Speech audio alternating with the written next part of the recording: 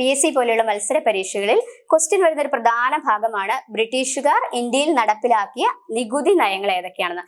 നമുക്ക് ആ പോയിന്റ്സ് പെട്ടെന്ന് നോക്കാം. PSCയുടെ ഏറ്റവും ഇഷ്ടപ്പെട്ട പോർഷൻ ആണ് കേട്ടോ നികുതി നയങ്ങളൊക്കെ. അതായത് ഒന്നാമത്തെയാണ് ശാശ്വത ഭൂനികുതി വ്യവസ്ഥ. 1793 പെർമനന്റ് ലാൻഡ് റവന്യൂ സെറ്റിൽമെന്റ്. വർഷം ഓർക്കണം, 1793 ശാശ്വത ഭൂനികുതി വ്യവസ്ഥ കൊണ്ടുവരുന്നത്. അത് ഏതൊക്കെ പ്രദേശങ്ങളിലാണ് ഈ ശാശ്വത ഭൂനികുതി വ്യവസ്ഥ നടപ്പിലാക്കിയെന്ന് നോക്കാം. ബംഗാൾ, ബീഹാർ, ഒറീസ, ഈ 3 സ്ഥലങ്ങളിലാണ് ശാശ്വത ഭൂനികുതി വ്യവസ്ഥ നടപ്പിൽ വരുത്തുന്നത്. ഇത് നടപ്പിലാക്കിയ വ്യക്തിയാണ് കോൺവാലിസ് പ്രഭു. PYQ ആണ് കേട്ടോ പറയുന്നതെല്ലാം. കോൺവാലിസ് പ്രഭു ആണ് നടപ്പിൽ വരുത്തിയത് ശാശ്വത ഭൂനികുതി വ്യവസ്ഥ എന്ന നികുതി സമ്പ്രദായം. ഇനി ഈ ശാശ്വത ഭൂനികുതി വ്യവസ്ഥ എന്ന നികുതി സമ്പ്രദായത്തിന്റെ സവിശേഷതകൾ എന്തൊക്കെയാണെന്ന് നമുക്ക് നോക്കാം. ചിലപ്പോൾ ഇപ്പൊ നമുക്കറിയാലോ, എക്സാമിനെല്ലാം സ്റ്റേറ്റ്മെന്റ് ടൈപ്പ് ക്വസ്റ്റ്യൻസ് ആണ് വരുന്നത്.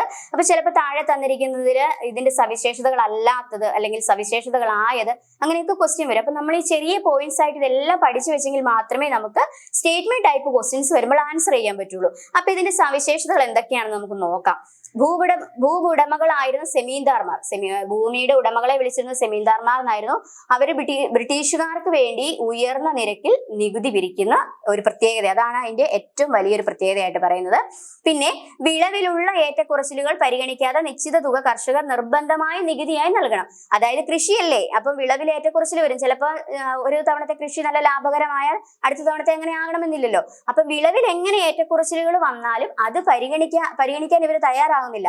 അത് പരിഗണിക്കാതെ ഒരു നിശ്ചിത തുക കർഷകർ നിർബന്ധമായിട്ടും നികുതിയായിട്ട് കൊടുക്കണമായിരുന്നു. അതാണ് ശാശ്വത ഭൂനികുതി വ്യവസ്ഥയുടെ ഏറ്റവും പ്രധാന സവിശേഷതകൾ. 2 അത് ശാശ്വത ഭൂനികുതി വ്യവസ്ഥ. വർഷം ഓർത്തിരിക്കണേ, 1793 ആരാണ് നടപ്പിലാക്കിയത്?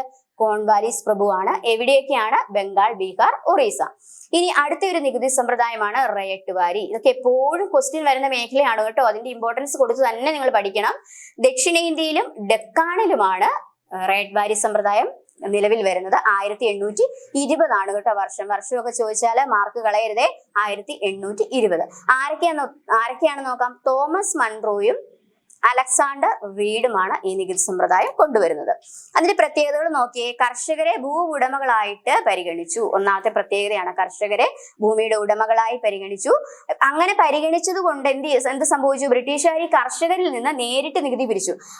ശാശ്വത ഭൂനികുതി വ്യവസ്ഥയിൽ എങ്ങനെയായിരുന്നു? സെമീന്ദാർമാരായിരുന്നു പിരിച്ചിരുന്നത്. പക്ഷെ ഇവിടേക്ക് വന്നപ്പോഴത്തേക്കും കർഷകരിൽ നിന്ന് ബ്രിട്ടീഷുകാർ നേരിട്ട് നികുതി പിരിക്കാൻ തുടങ്ങി.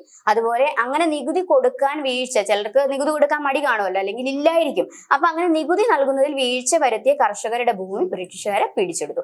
അതാണ് ആ റയട്ട് വാരി സമ്പ്രദായത്തിന്റെ പ്രത്യേകതകൾ. ഇതൊക്കെ എപ്പോഴും ക്വസ്റ്റ്യൻ വരുന്ന മേഖലയാണ് കേട്ടോ. നിങ്ങൾ അത്രയും കൃത്യതയോടുകൂടി ഈ പോയിന്റ്സുകൾ പഠിച്ചു വെക്കണം. ഇനി അടുത്ത നികുതി സമ്പ്രദായമാണ് മഹൽവാരി സമ്പ്രദായം.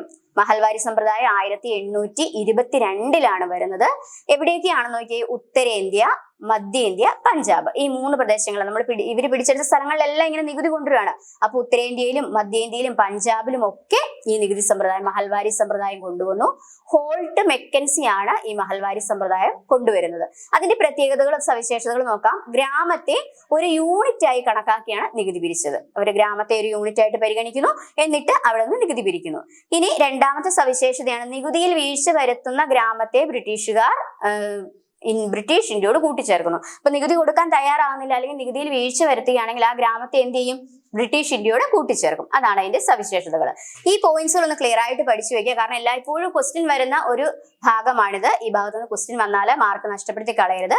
മാർക്ക് സ്കോർ ചെയ്യാൻ പറ്റിയ ഒരു ഭാഗമാണ്. കൃത്യമായിട്ട് പഠിക്കുക. അടുത്ത ക്ലാസ്സിൽ കാണാം.